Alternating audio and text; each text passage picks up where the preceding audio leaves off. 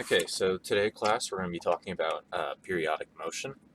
And so, first thing we're going to do is we have to discuss exactly or we have to discuss some units. So, first off, the units for something of frequency is going to be 1 hertz, which is just going to be equal to a cycle per second. And so, a cycle is going to be unitless. So then this is just going to have uh, this is just going to be 1 over 1 seconds like this, or you'll commonly see it as 1s, or 1 second, or inverted seconds, something like that.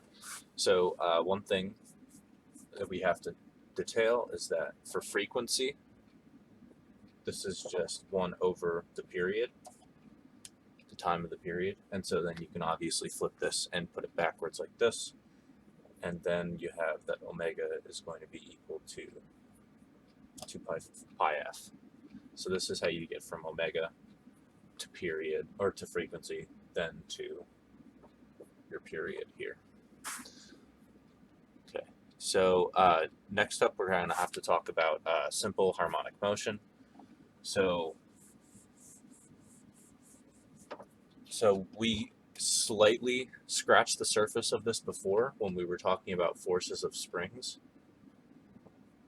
So this is the restoring force exerted by an ideal spring here. And so one thing that we can do is, when we're finding what A is for this, we can just decompose this into MA here, and then we're setting that equal, and then we find this AX is equal to negative K over MX, just like this. We also know that AX is going to be equal to d squared x dt squared. And if we set this equal to 0 and solve this equation, it's pretty easy to notice that you get that the second derivative of the position function plus kmx equals 0. So what we have here is a differential equation here. And so we'll be showing you how to solve these kinds of differential equations. So basically what this is saying is that the second time derivative of this position function x has to equal 0. So in order to solve something like this, we have to have, this is our coefficient here, and so we have to take 2 derivatives of this function to return the same function and have this coefficient in front of it in order to equal 0. So this is a conditional statement here, basically, one that we have to solve.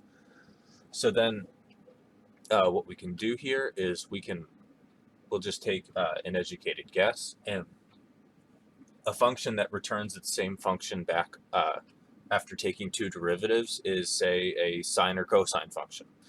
But in this case, I believe we're going to choose the cosine function. So we choose that x is equal to cosine theta, but we need whatever this amplitude a is to equal what our coefficient here in front of our original function. And so what we can do is then, when we take the first derivative, we'll say that this is x prime.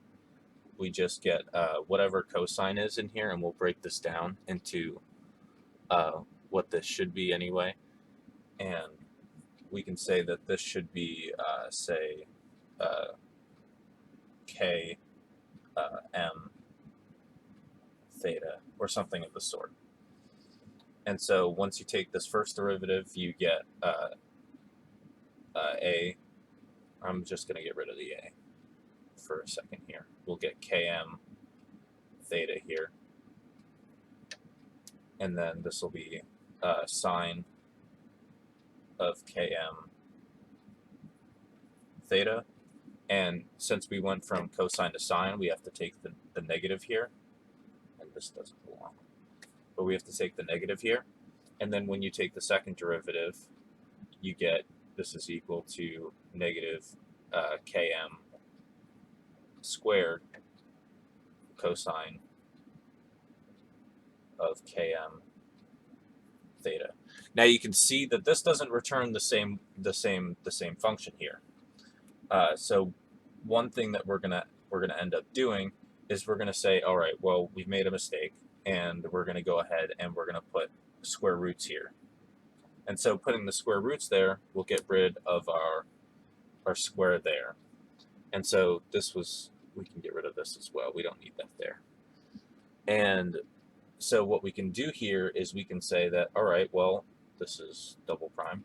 And so then we can plug this function into here, and we can plug this into here, and this should yield the same function. So let's do that. So we get negative km cosine of square root of k over m theta, and then we get plus km from here cosine of k over m theta. And so as you see, these just equal 0. And so we have now determined that this function here is going to be a solution to our differential equation here. So another way that you can do this is you can say that, all right, well, you can just go ahead and you can set this equal to ax like it is, and then you could say that this is plus omega squared here, because this is going to end up being our frequency here. And again, remember that this is going to be and then this is going to be the radius of the circle. So this is going to be the angular speed squared times the radius here. And this is an equal sign. So this is another way of going about and solving the problem. I find that this way is more illuminating to show, as it gives you an understanding of how this has basically been done done in the first place. Now remember that we now have our omega squared is going to be equal to km, and so then omega gives us the square root of k over m. And so this is going to be used a lot in simple harmonic motion. This will be your one of the ways you'll solve the problem. And so then now let's plug this omega into our frequency equations that we had before. So if you remember, we said that that omega is equal to 2 pi f. And so then we plug in what omega is here. So we have the square root of km is equal to 2 pi f. And so then we just get that f is equal to km 1 over 2 pi. And then this yields that our period t is going to be equal to 2 pi m over k. Yep. And so then you have your two expressions for period and frequency during this simple harmonic process for this spring. Okay, so we have our equation here for x, and again you can add an amplitude in there, a, and so what we are going to do now is we're going to now give a more general expression to solve this problem. We've solved it for one case here, but now for a general solution, we have to add back that a. So then we get that x is equal to a cosine of omega t plus phi. So real quick, this is our trigonomic function here that we're going to use to describe the motion. This is the amplitude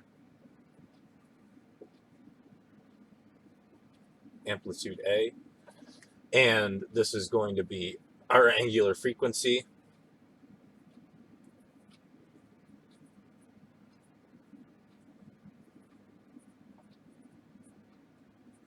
and this is going to be our phase. And what I mean by phase is, so say this just describes how much this this harmonic oscillator is displaced from. So so this basically changes how far we are displacing for a given harmonic. So if you're keeping everything else the same, you're basically just turning the clock a little bit. So if we have our trigonomic function here, and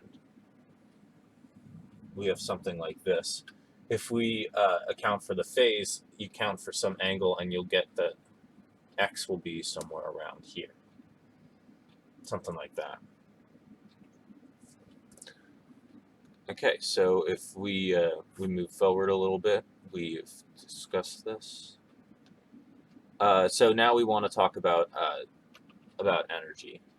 So the energy equation is going to be similar to the one in the rotational sense of the word, where we talked about, and I think I covered this just a little bit when we were talking about energy before. So so I talked about how the energy, or the kinetic energy, or the stored potential energy, yeah, this is it, stored potential energy of a spring is going to be 1/2 kx squared. And so all you have to do is for your energy, and you just have to say that this is equal to 1/2 mv squared, which is this is the velocity of the object here, squared, plus 1/2 kx squared. And so then for this equation here, all you have to do is you have to just plug in what your velocity is and what your x is. So most of the time you're going to be given this x here, right? So in order to find the velocity of your of this harmonic system, all you have to do to find the velocity is take the derivative of this function here, because we are given a function in this case. We are allowed to use the full force of calculus to describe these harmonic oscillators.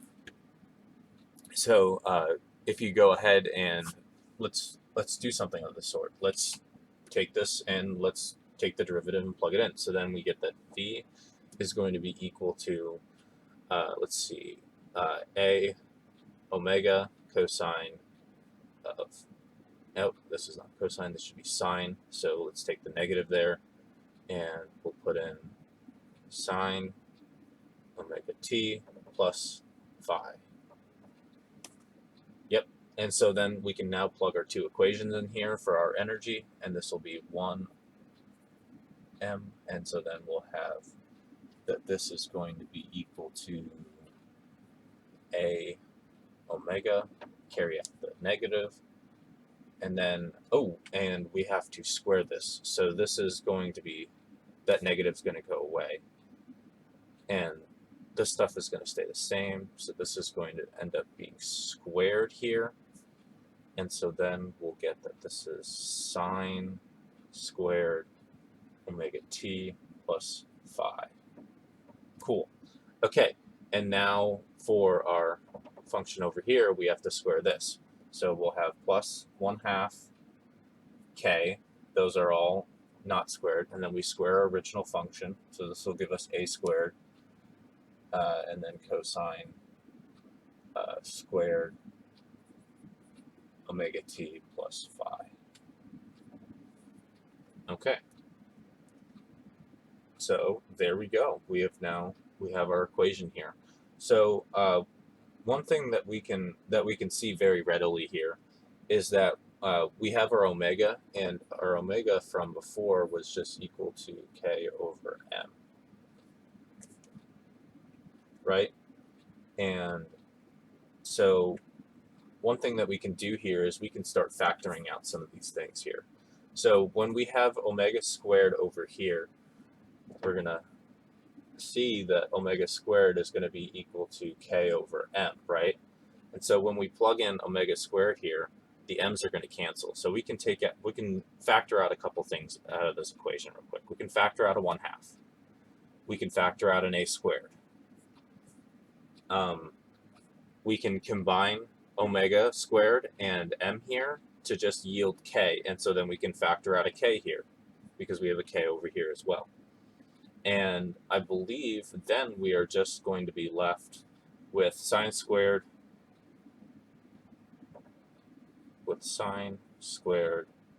omega t plus phi plus cosine squared omega t plus phi. And so now we can use one of our trigonomic identities to go ahead and produce this. This is now equal to 1. And so then the energy here, E, is going to be equal to 1/2 k a squared. And so we've now reduced this energy equation to this simple equation here from what it was here. And that will yield us E is equal to 1/2 ka squared.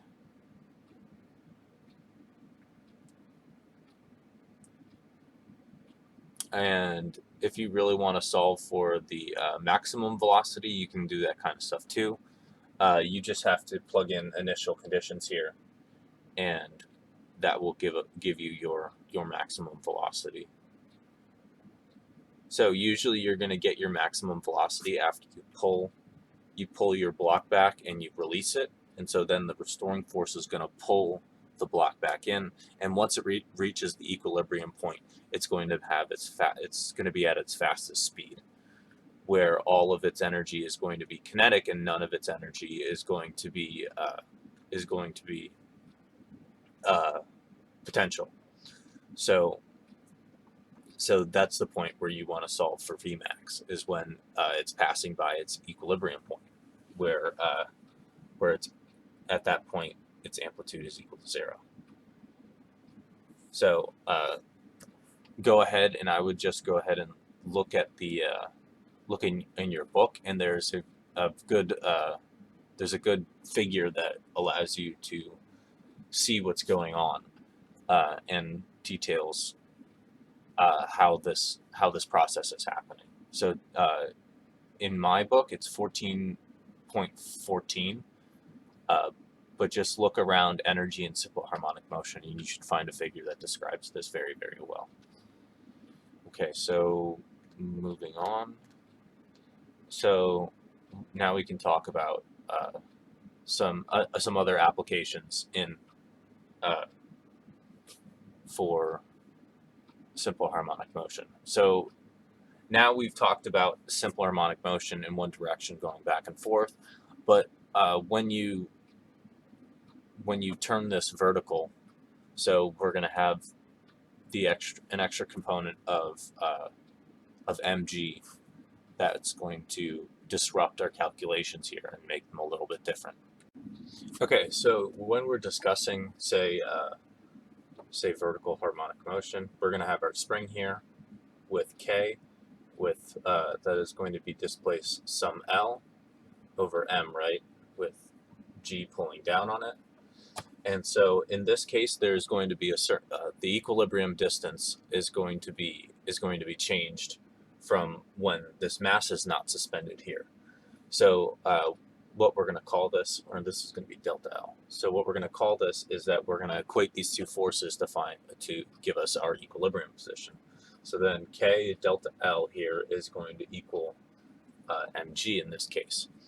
And so then F net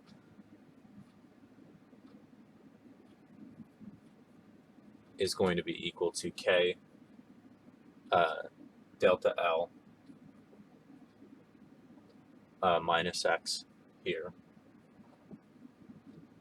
plus negative mg equals negative k x. So this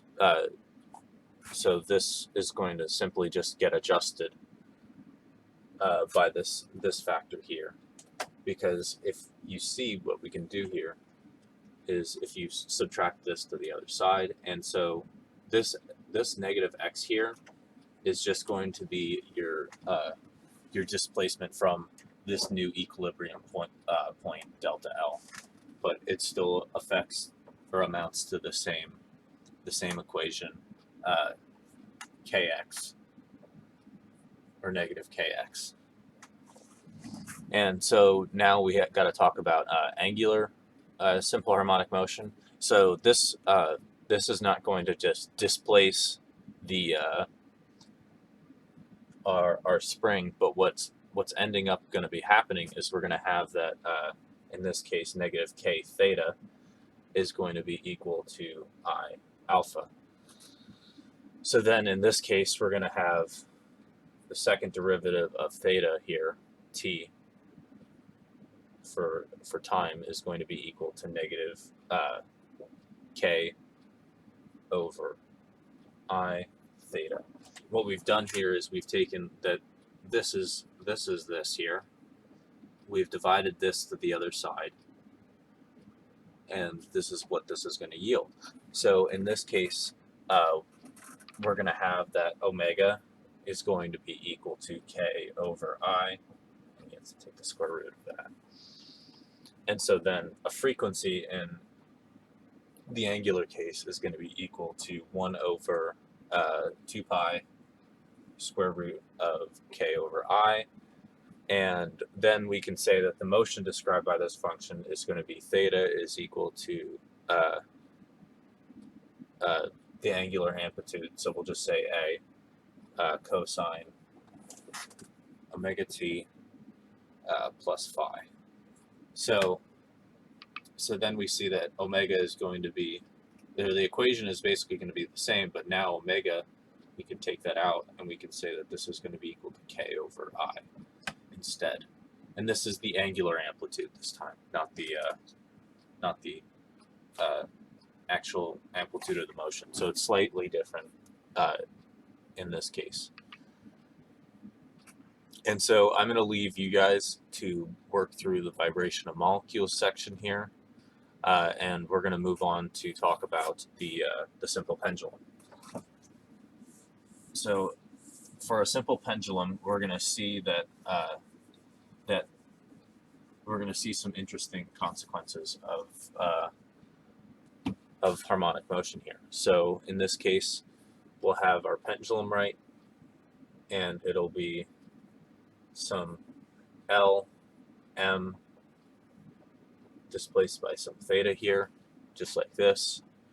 And just remember that from our force chapter that this is going to be, we're going to have this like this, this will be like this. So this will be mg here, this will be mg cosine theta, and this here will be mg sine theta.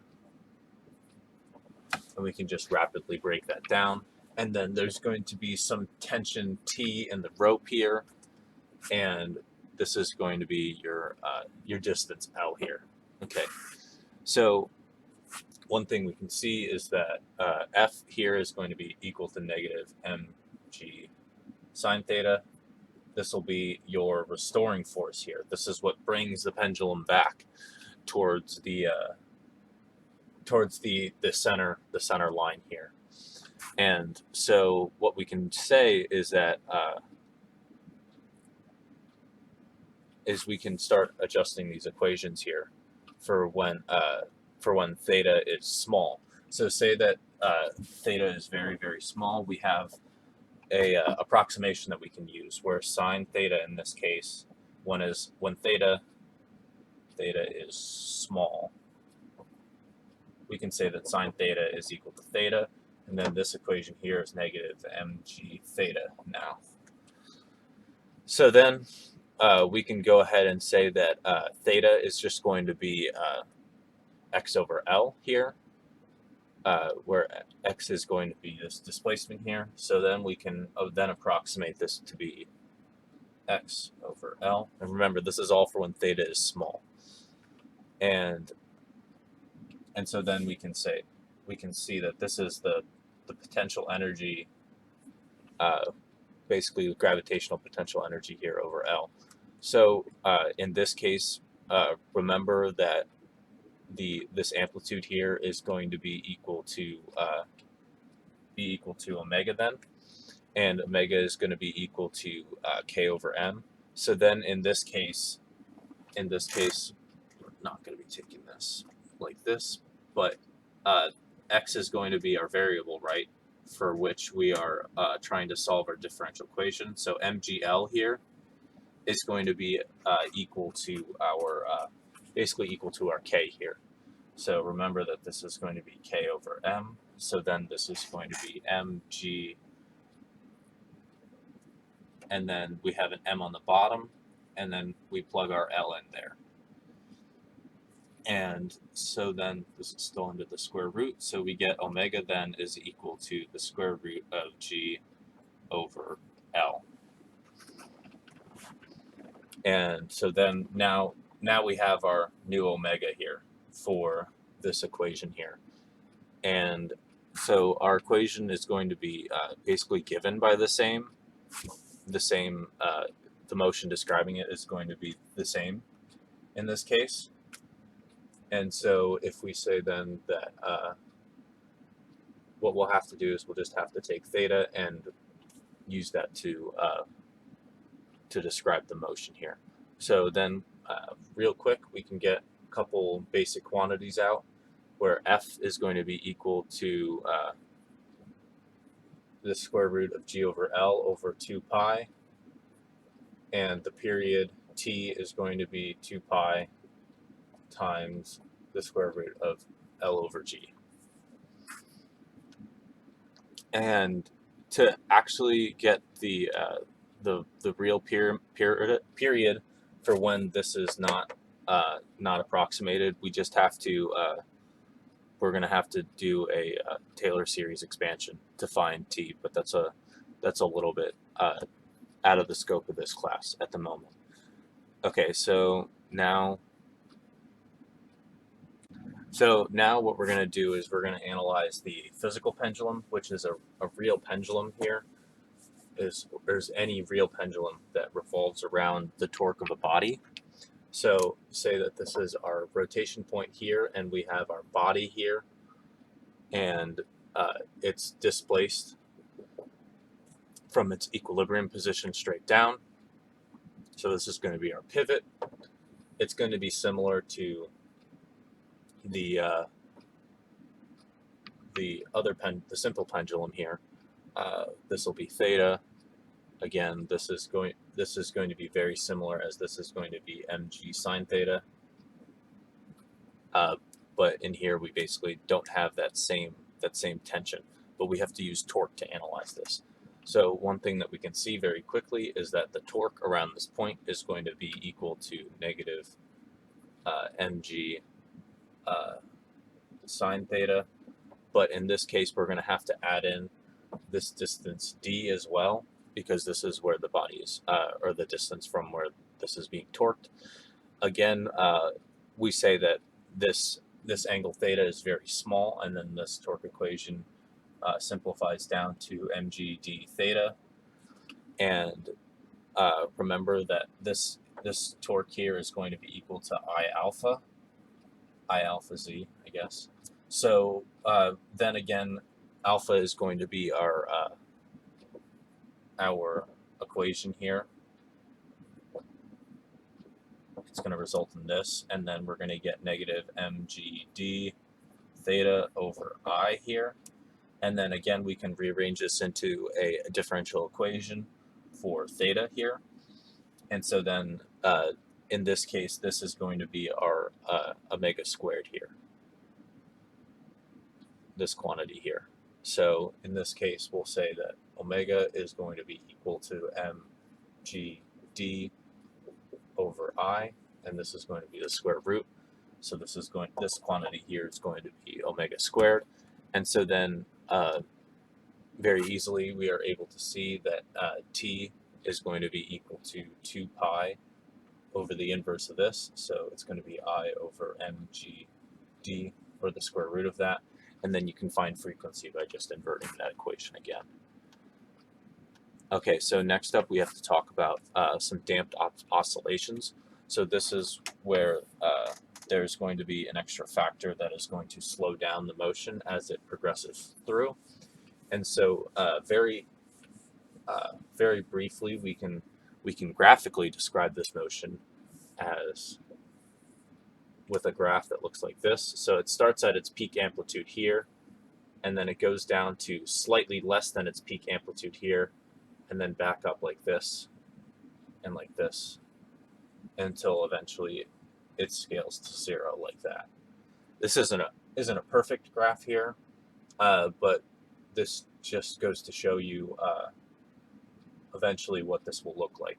So what ends up happening here is there's going to be some sort of damping force here.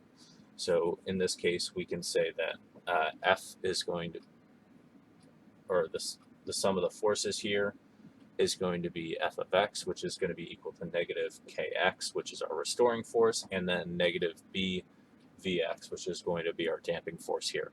And then for Newton's second law, this is going to be equal to max, which then is going to give us a little more of a complicated differential equation. So in this case, remember that v of x is going to be a derivative as well. So then this differential equation is going to give us max, which is, we're going to replace with d squared x over dt plus kx plus b dx dt equals 0. And so this equation is going to be slightly more complicated, but they don't like to go into the details here. So in order to solve this differential equation, you need to know the solution in this case, as in this course, we're not expecting you guys to be able to derive something of this nature. So in this case, you need something that that one returns the original function twice with our second derivative, and returns the original function once with its first derivative. So for this this equation that returns it once, you're going to need an exponential in this case. So then in this case, we say that x is going to be equal to a, its amplitude, and then e, which is going to be solving our differential equation for this guy here, which is going to be equal to, its exponent is going to be equal to negative b over 2m times t times our solution to our equation here, which is going to be cosine of omega t plus phi. And so if we are to go ahead and plug this equation in, we can do is we can find its v very quickly. So what we're going to do here is, if we take the derivative here, you'll see that a is just a constant, and then you'll get b over 2m, and this will be a negative here. And then you'll get a negative from taking the derivative of the cosine, which will just give you sine. So this will get rid of that negative there, omega t plus phi. But also in this case, you're going to have a omega here that's going to come out of this equation. And so we have to multiply by omega as well. And so then this will be your first derivative. And if we're to find our second derivative, we are yielded an a again. And then taking this next derivative, oh, we also got to remember, we got to keep this exponential function here, b over 2m times t. Okay, so we kept our exponential in as well. And so next up, when we take this second derivative here, we're going to yield another one of these out of this. And so, but we're not going to get a negative from taking the derivative of the sine here. So again, this is going to be b over 2m squared, omega squared, and then this is going to be equal to cosine omega t plus phi e to the negative b 2m t. Okay, so we can see that when we plug in our three different x's into our equation here, we're going to end up returning the same equation. So what's going to end up happening here is, so if you see that we're going to have this b squared in here over 2m, And then over here, one of the m's is going to cancel here, and then all the a's will cancel as well, and then all of the original functions will also cancel out here. And so this is how we solve for this, and we find that our omega in this case is not going to be our regular omega, but we have to say that omega is going to be equal to k over m minus b squared over 4m squared. And so this is what our omega is going to be in order to cancel out all of our other constants that are left behind here by our equation. And so in this case, you're going to see that we're going to have a couple types of damping for when the initial condition here in omega is going to be solved. So for certain, so we'll talk about those different types of conditions. So so for when this is going to be equal to 0, we're going to have critical damping, and the system doesn't oscillate, but immediately returns to its equilibrium position. So in this case, the graph is going to look like this. This is going to be your critical damping. It's immediately just going to return to its oscillation position. It's not going to bounce up and down. It's just going to go straight through. When you have that b is going to be greater than 2 times the square root of k over m, this condition is called overdamping. There's no oscillation in this case, but it returns to its equilibrium position more slowly than critical damping. So in this case, it's going to take way longer so this is overdamping here, and this is critical damping here. And then underdamped is basically what we looked at before, which is this is going to be our last case when b is going to be less than our critical value here. And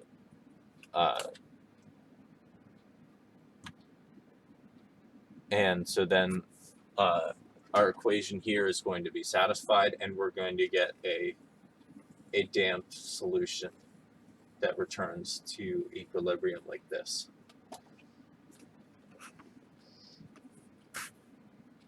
And so now we can talk about energy in these damped oscillators, and this is, I believe, a little bit out of the scope of the class here.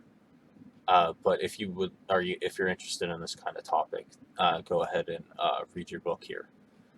You're basically just following the same process where E is equal to 1/2 mvx squared plus 1/2 kx squared, but then you have to plug in these equations into here in order to solve these equations here.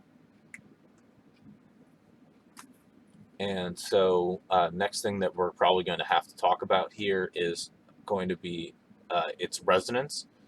And so resonance is certain points at an oscillation where you might see peaks of when these frequencies are going to interact. And so let's talk about that mathematically, at least first, before we derive any conclusions. So so in this case, there's going to be we're going to have to talk about forced oscillations first. So at certain points in forced oscillations, we're going to get certain points where this is going to end up peaking. So this is basically adding energy into an oscillator to keep it oscillating at a certain point. And this is you're going to see this in lab pretty soon, I believe, where you're going to have your oscillations and you're adding this periodic driving force to your oscillation. Okay, so when we're describing these force oscillations with a damping force as well. These differential equations get a little complicated, but we'll just give you the amplitude here. So this is going to be our F max, which is going to be our maximum value for the force, and this is going to be all over the square root of K minus M omega D, and this will be squared plus B squared omega D as well. And so you can see that this is similar to a Pythagorean theorem here. And so you can see for different types of for different initial conditions here, you can solve this a couple different ways. Keeping F max constant, if we see that this is equal to 0, then your first term on the radical is going to be 0. So A has a maximum value that is going to be equal to about K over M. And so one thing that we can note is that the height of this curve is going to be proportional to 1 over B. And so then at different points where we get omega D is equal to 0, then you're going to get that A is going to be equal to F max over K, because this term will be 0, this term will be 0. You'll get K squared. K squared underneath the square root is going to just be K, and you're going to get F max over K. I would suggest that you guys read up on resonance inside your book here. You'll see that this is a topic that is not going to go away immediately.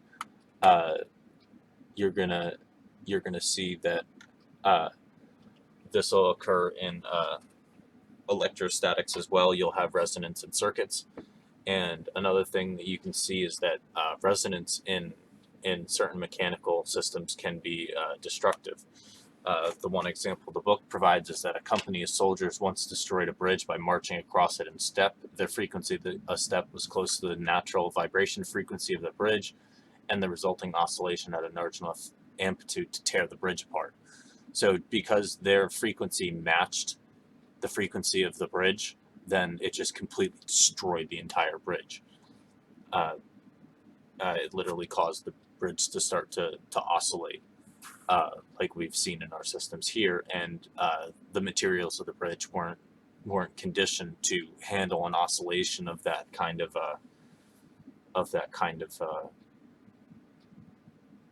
force. So another one of the examples they provide is that there had vibrations of engines from airplanes, and sometimes the engines resonate perfectly to the natural frequencies of the wings, and the wings of the plane fell off, which we won't discuss anything further. But go ahead and look these things up, because these are very, very possible realities and physical realizations of resonance in these cases. Okay, signing off here. Have a great day.